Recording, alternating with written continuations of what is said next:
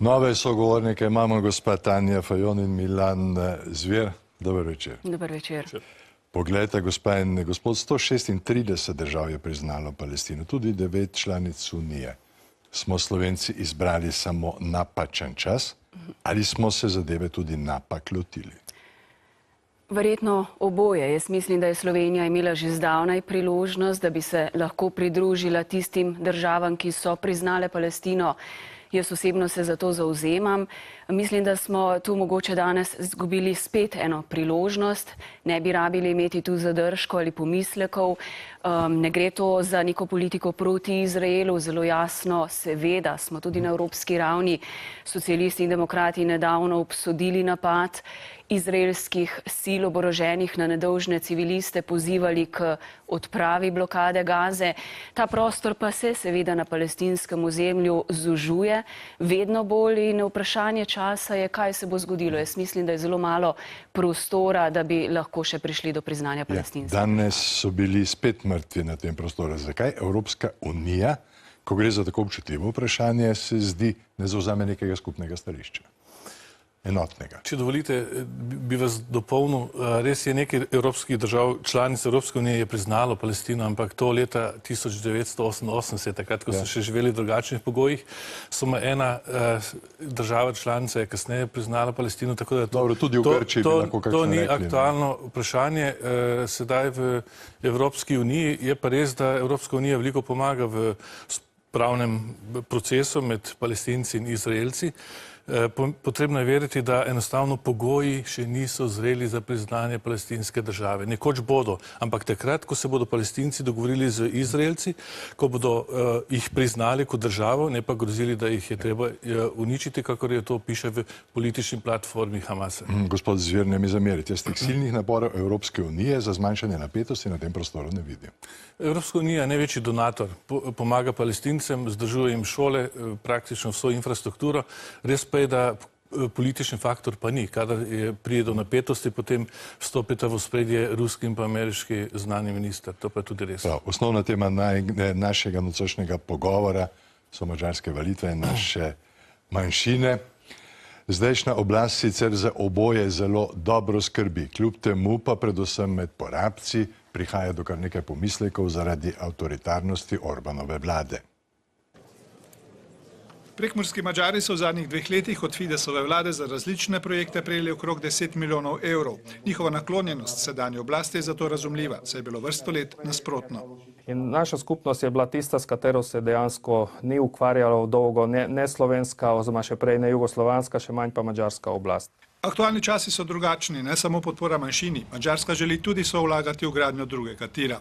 Česar pa del slovenske javnosti in politike ne sprejema. Horvat tega ne razume, saj gre po njegovem za transparenten denar. Ta sredstva, ki prihajajo tudi k nam iz Madžarske, so povsem legalna sredstva, povsem čista iz državnega proračuna, torej tudi sledljivost je temu primerna. Ko gre za madžarska sredstva, potem pa je vedno, bom rekel, ta neke vrste negativen pristop, kot da bi vlada ali kdorkoli imel, ne vem, kakšen negativen ali kak slab namen glede tega. In moram priznati, da to me zelo prizadene kot pripadnika skupnosti, pa tudi kot človeka. Tudi porabski Slovenci priznavajo, da Orbanova vlada vzorno skrbi za financiranje narodnostnih ustanov. A po drugi strani je madžarska družba pred volitvami sprta, polarizirana kot že dolgo ne. Da se bo to umirilo in potem po volitvah se res začela neka razprava med levico in desnico, kajti tako ne moreš živeti v neki državi, da te delijo na naše in na vaše. Življenjska raven se je v zadnjih letih na Madžarskem zvišala, a ne vsem, kot zagotavljajo vladajoči. Razlika med tistimi, ki zelo dobro živijo in tistimi, ki slabo živijo, se je še bolj povečala. Za volitve se je registriralo okrog 360 tisoč tistih, ki živijo izven matice. Pričakovati je, da bodo Fidesu zagotovili 2 do 3 mandate, kar bi ob tesnem volilnem izidu utegnilo biti odločilno. Celi kupici madžarskih ukrepov v tem času v Bruslju ne ploskate ravno, ampak za manjšine, slišali smo, so ustrezno poskrbeli. Samo v luči zbiranja glasov, mislite? To drži, da je v zadnjih letih bil napredek, kar se tiče naše slovenske manjšine in to je tudi v interesu Slovenije. Ni vse narejeno, tako da Recimo, potrebovali bi boljši strateški načrt za porabje, za priložnosti, da ta majhna slovenska manjšina na tem madžarskem prostoru tudi obstane. Ko pa gre za druge nepravilnosti, slišali smo v prispevku, da je madžarska družba močno polarizirana. Dejstvo je, da se je na Madžarskem v zadnjih letih močno zožil prostor medijske svobode, akademske svobode, vladavine prava, prepoved javnih zborovanj in tako naprej. In to pa so skrbi, na katere v Evropskem parlamentu opozarjamo. Če spomnim, februarja lani, ko je bil sprejet ta sporni visokošolski zakon, smo dejansko sprožili postopek z resolucijo, kako z državo voditi dialog in preveriti vladavino prava na Madžarskem. To pa je tudi pomembno, kako bo obstala slovenska manjšina. 360 tisoč volivcev je zunaj države, pravi kolega. To ni zanemarljiva številka, ne? Za 9-milijonsko državo. No, zagotovo ne, ampak jaz sem tudi prepričan, da bo Fides nadaljeval svojo uspešno politiko.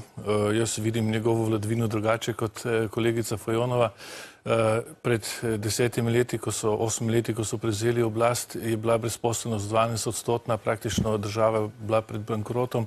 Sedaj imajo sladke probleme, zelo nizko stopnjo brezposelnosti, 3,8-4% gospodarsko rast, velike socialne beneficije za družine, zlasti za mlade. Skratka, država je veliko naredila in tudi standard se je v tem času zelo povečal in to ljudje spoznajo, razpoznajo in zaradi tega ima Fides tako tudi veliko podporo.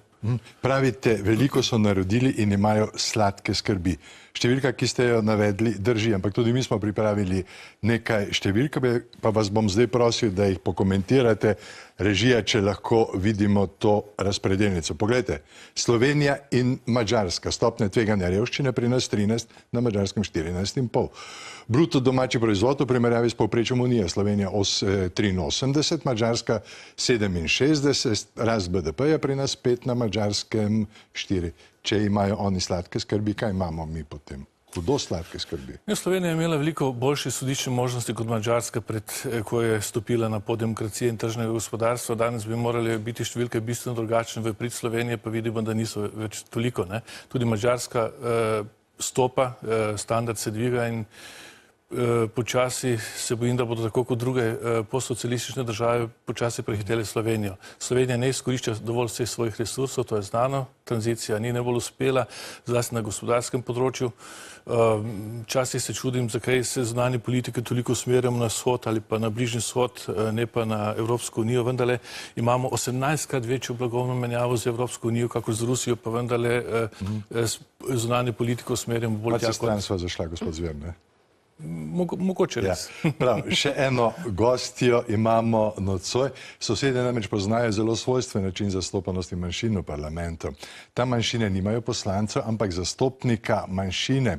In to je za Slovence gospa Erika Koleša Kiš, ki jo pozdravljamo monoštro, odkoder, kot smo ugotovili v pripravi tega prispevka, odkoder se še nikoli nismo oglasili v živo. Dober večer, gospa Koleša Kiš, ne mi zameri, če nisem čisto pravi izgovoril priimka.